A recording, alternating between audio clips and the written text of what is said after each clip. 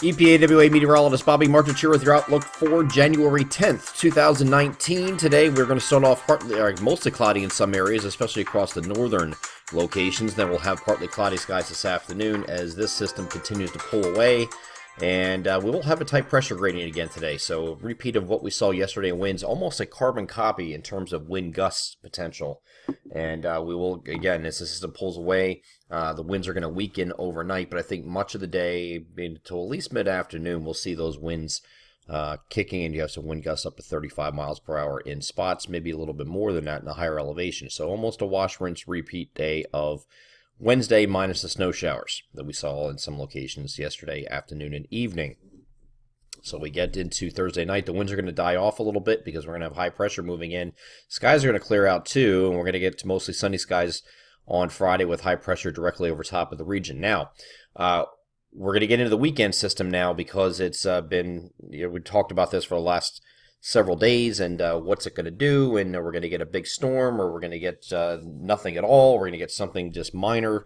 I do think we're going to see something across the region here, just not a big storm, but it will be enough that we will have to release a first call map on our weather alerts page later today, most likely, if the guidance continues to trend in that direction. So I do think you do see something. It's going to be an initial wave that's going to come in early. So here is a look at, we're looking at Friday here. Getting into Saturday morning, we're still in the clear. You see this very robust system out here in the, getting into the Midwest. And this is, we expect this to be pretty amped. It's going to look like, oh boy, we're really going to get nailed once it's out in this region, Missouri and Illinois especially, which they're going to see some pretty good snow out of that. As it's moving eastward, though, it's going to start fizzling out a little bit. Okay, so this is going to thin out. This area of precipitation as it's moving eastward is not going to be nearly as robust as it gets to us. You can see it's already in weakening mode by the time we get to Saturday early afternoon. So we will see an increase in clouds, and then later in the day or the evening, we will see some snow starting to move in from west to east. But you see this is not what it once was in terms of intensity. There's a reason for that. I'll get into that in a second too, as we take a look at the upper air analysis. But you can see a large part of the area is covered in snow here. This is actually showing snow. I know we're not doing the precipitation type maps here. I'll show you that in a second too. But you're going to have the initial wave first. That's going to come in. It's going to go into Saturday night and maybe even parts of Sunday morning for some areas. And that's going to be quickly out of here. That's the first wave. Then you get a break right there. Now the low itself is going to pass south of the region and exit off the Carolina coast. As that's passing by here, there's going to be a second round for areas south of the Mason-Dixon line, mainly across southern New Jersey and Delaware, maybe even getting up to extreme southern Pennsylvania and northern Maryland here. All right, so that's that. As it does that, you can get some extra snow down in those areas. So I think the areas that are going to do best with this are going to be across Delaware and southern New Jersey. But in the interior, you can get a high ratio snowfall of, maybe an inch or two, maybe 3 in some spots.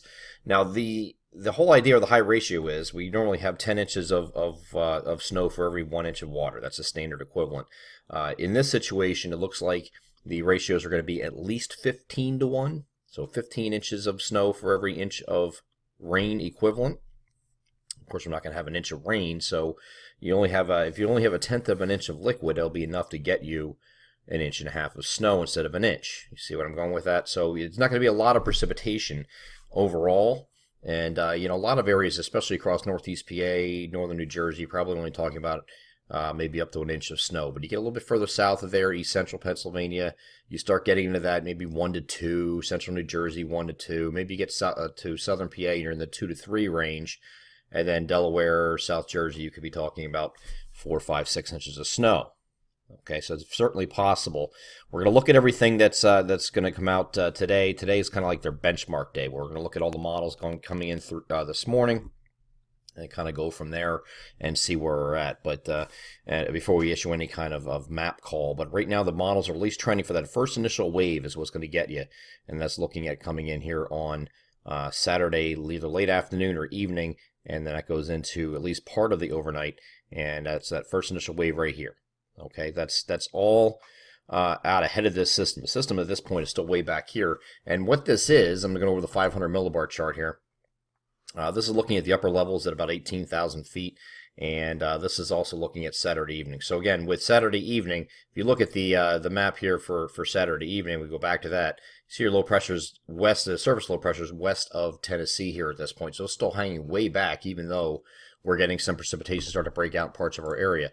So area low pressure, we draw that for the surface map is right about here. Here's your area low pressure. Okay, all of this running out ahead of it. It's a couple different lifting processes going on that's allowing this precipitation shield to kind of sort of hold together a little bit. You have a couple different forms of lift. You have isentropic lift, which is tied to warm air advection, and you also have cyclonic vorticity advection, which is this massive shield out ahead of the system. So what is running into is drier air initially, and that's because of this northern stream feature that's up here. See this here? So you have confluence, which is dry air coming all the way down to here. So the precipitation can't get up that far north. It's probably going to be, at or just south of the New York-Pennsylvania border and points south. And that's because it can't run through this dry air that's here. It's just going to eat it alive, and you won't have any precipitation falling, even if it's showing falling on radar. Okay, so that's the deal with that. So there's a lot of different forcing mechanisms that can give you some extra lift and added lift here. They can get maybe you squeeze out another tenth of an inch of liquid. That can make a difference of another inch and a half of snow. So that's why we're looking at about a 1 to 3 range there. So some other less aggressive models here. Here's the evening GFS that came in. And just to give you a precipitation type breakdown, I won't really concentrate on what the snow amounts are or anything, but you can see it's a little more robust out here. Once it moves this way eastward, that first initial wave is going to move across our region. Again, this is showing Saturday late afternoon or evening moving in. So that first initial batch is right here, and that's going into the overnight period, or at least late evening. And then as we get into the overnight, you see the area low pressure moving off the Carolina coast. So most of the heavier snow is down here in the mid-Atlantic and northern mid-Atlantic, and this continues off to the east and northeast, and that's going to get South Jersey and Delaware on the way out for a second round, but the interior is not going to get that. So that's what we're looking at right now with that system. And of course, if we have a call for this, if we need a call, which I think we will, we're going to have that out later today on weather alerts, probably around 5 o'clock. So here's that system again, moving off the coast. Then we go back to Monday, Tuesday, Wednesday. Monday's going to be a partly cloudy day. We're remaining cold.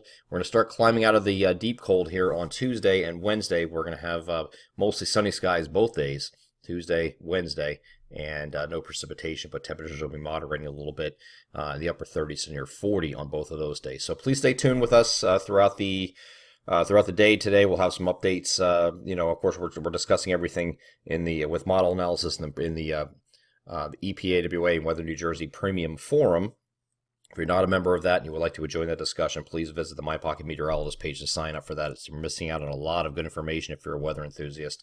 And you can follow along with our model analysis throughout the day leading up to our first call, which is projected to be 5 p.m. today. I'm EPAWA meteorologist Bobby Martrus. That is your outlook for January 10th, 2019.